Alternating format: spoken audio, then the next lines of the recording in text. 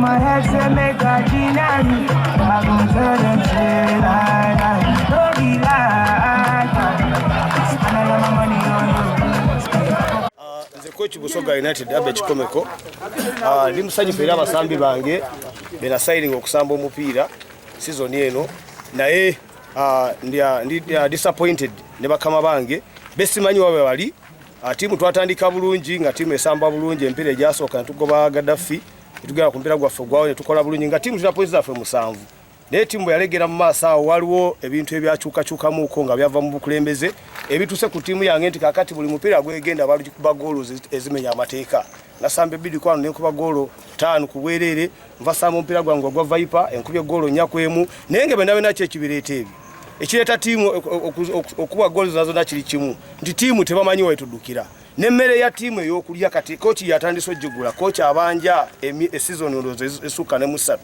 coach ali kubani je bamuwadde eyokujjamu esati sigamambu yakikoze nga akyagala naye yakikozerwa kubanga bamugambe kyusa esati efaana y'abasambi bali n'akikola ne bamuwabani y'emitwalo 5 timu elemeredde ogisasula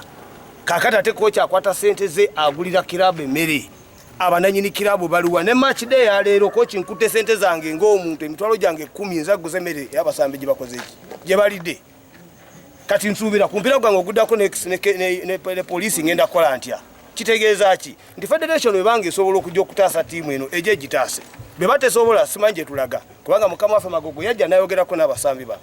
n'abagamba bulungi nti banaye njagala munkakasa ne mugenda samba omupiira naye Magogo bwe yajja ku timu kiringa nti kati timu yakola ki yaoneka bononesi ate buli omu yateekawo mbeera kati tumanye kiddako kyekiriwa president waffe Hassan tetalabikako basiyo twabagamba banaye wabaawo nga waliwo embeera tukanye tuddeyo ku drawing board tulabe nga timu tugisaving ekole ki eperforming bulungi bana basobola osamba omupiira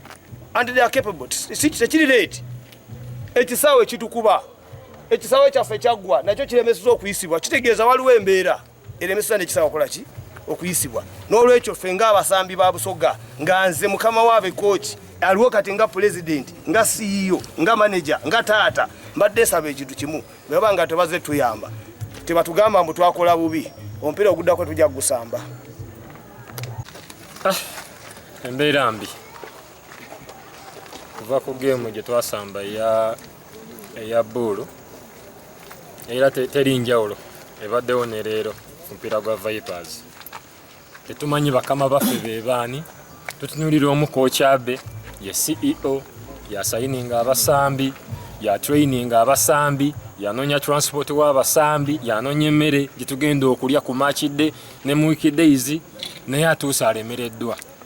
nze ne coach tulimbi abasambi banene okujja okutraininga n'okusamba matches bina biweddewo tutuuse kati tulemereddwa abawagizi bagezaako kye basobola naye nabo bakola ki balemereddwa kati kiri bafa kati kiri erimmwe oba tiimu mugijjawo tetumanyi kigenda maaso negamba bananyini tiimu baje bagiddukanye ne federation naye wenaatula eyo nesirika embeera gye tulimu wano wetugenda kufa anaye wetulaga wano tugenda kufa abamu tuva wala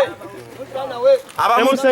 tuviira wala olumu tusanga tulemereddwa tiimu ne wetali performinga ekintu kiriviira ddala eno waggulu so tusaba mutuyambe banaye naye tuli bubi tugenda kufa wano wetulaga tugenda kufa buli omu agumye munne tusaba abasobola okutuyambako batuyambeko izi batweliza tugende wawafa tukoyo manyi timu atwelizi tugende tubanja tusula mu nyumba barandilodi batubanja tetulya bisege batwelizi tugende tegere bisege.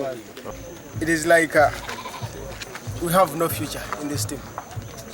Not because we players don't want, but we have given our best. But then you cannot give your best, yet you have nowhere to sleep, you don't have food to eat, you have nothing completely.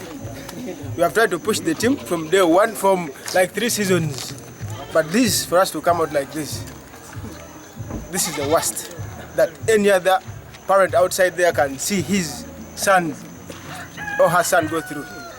Bitutsinye bitutamye obati muti mugendera irala anti mwajiko wa mugitolewo fena mutukobere abageza akota mu chaife tukoye.